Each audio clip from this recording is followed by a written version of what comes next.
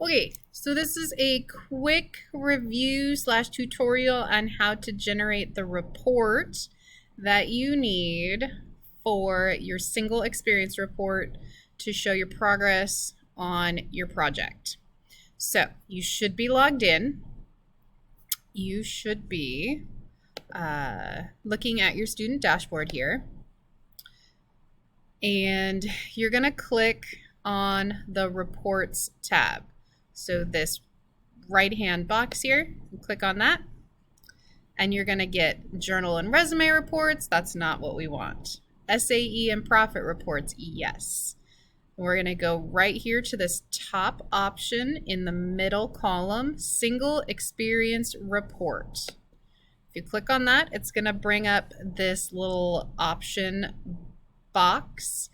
You're going to select your SAE project, and then you are going to pick over here on the right hand side, complete report PDF. Complete report PDF.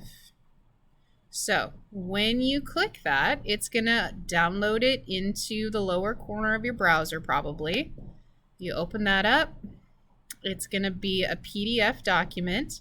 It's going to have the name of your project, the type of SAE, the date range. It's going to have your plan, and it's going to show those journal entries. Okay, and that's what I'm looking for. I'm looking for your plan and your journal entries to be updated. Save this.